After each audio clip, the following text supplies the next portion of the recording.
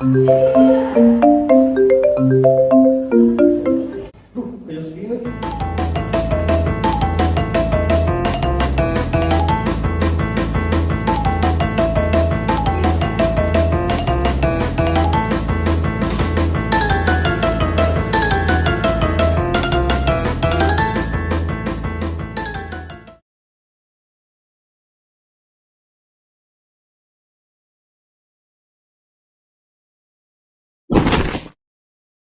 segini. Itu dia kenapa?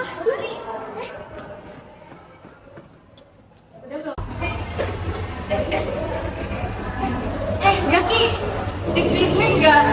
Cek nafas dulu. Cek lagi dulu, nanti sama cek nafas. Dia pakai telepon ambulan deh kayaknya. Oke.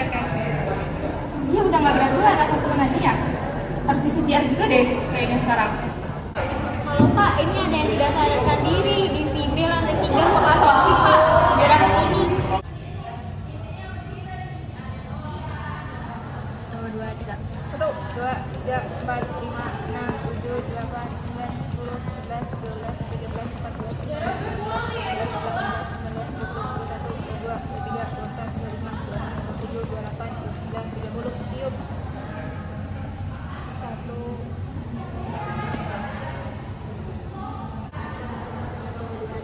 1, 2, 3, 4, 5, 6, 7, 8, 9, 10, 11, 12, 13, 14,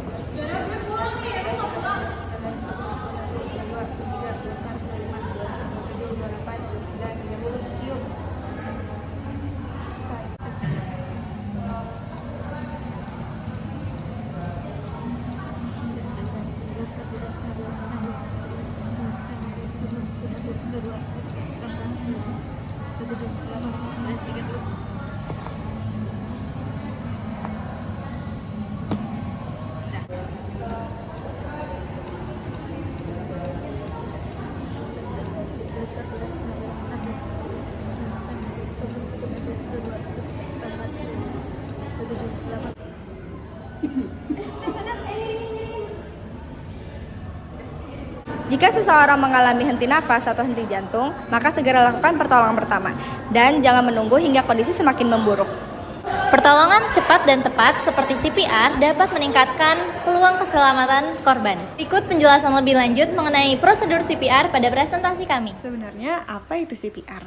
CPR adalah tindakan pertolongan pertama darurat yang dilakukan pada seseorang yang mengalami henti jantung dan henti nafas untuk mempertahankan aliran darah kaya oksigen ke otak dan organ vital lainnya secara manual hingga bantuan medis profesional tiba. Karena otak yang kekurangan oksigen dapat mengalami kerusakan permanen dalam waktu 4 Selanjutnya, kami akan menjelaskan langkah-langkah melakukan CPR menggunakan panduan DRCAB. DRCAB merupakan urutan tindakan pertolongan pertama pada korban henti napas atau henti jantung agar penanganan pertama adalah D, yaitu danger atau memastikan keamanan. Sebelum menolong korban, kita harus memastikan kondisi sekitar aman untuk penolong maupun korban. Hindari bahaya seperti api, kabel listrik, atau lalu lintas. Jika tersedia, gunakan alat pelindung diri agar pertolongan lebih aman. Pada tahap air respon atau cek kesadaran, hal pertama yang dilakukan adalah memastikan apakah korban masih sadar atau tidak. Caranya dengan menepuk atau menggunakan bahu korban secara perlahan sambil memanggil korban dengan suara lantang. Misal, Pak, Bu, apakah Anda baik-baik saja? Jika korban memberikan respons, berarti korban masih sadar. Namun, jika tidak ada respons sama sekali, maka korban dinyatakan tidak sadar dan perlu segera dilakukan langkah pertolongan berikutnya. Pada langkah ini, kita masuk ke huruf S, yaitu send for help, atau memanggil bantuan.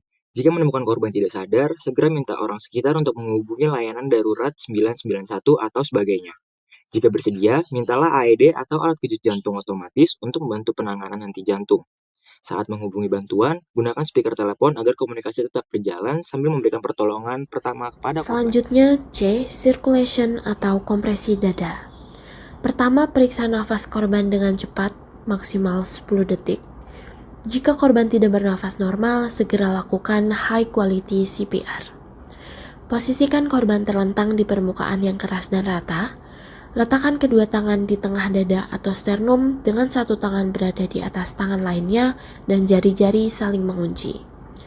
Lakukan kompresi dada sedalam 5-6 cm untuk orang dewasa dengan kecepatan 100-120 kali per menit. Pastikan dada kembali mengembang secara penuh setelah setiap tekanan dan minimalkan interupsi atau jeda selama kompresi dada dilakukan. Pada tahap A, yaitu airway atau membuka jalan napas, penolong memastikan jalur napas korban tidak tersumbat. Caranya dengan metode head tilt chin lift, yaitu menekan dahi sambil mengangkat dagu korban. Teknik ini membantu membuka jalan napas dengan membebaskan pangkal lidah yang dapat menutupi saluran pernapasan. Selanjutnya, pada langkah breathing atau memberi nafas buatan, berikan 2 kali nafas buatan setelah setiap 30 kali kompresi dada. Tiupkan nafas selama 1 detik untuk 2 kali nafas buatan dan pastikan dada korban terlihat terangkat saat ditiup. Kemudian pada slide ini saya akan menjelaskan beberapa kesalahan umum saat melakukan CPR yang harus dihindari. Pertama, penempatan tangan yang tidak tepat di area sternum sehingga tekanan menjadi kurang efektif. Kedua, posisi siku yang tertekuk saat kompresi sehingga tenaga yang diberikan tidak maksimal. Selain itu, kedalaman kompresi yang kurang dari 5 cm dan tidak memberikan recoil dada secara penuh juga dapat mengurangi efektivitas dari CPR. Yang terakhir, adanya jeda kompresi yang terlalu lama dapat mengganggu aliran darah ke organ vital. Nah, karena itu CPR harus dilakukan dengan teknik yang tepat agar pertolongan lebih efektif.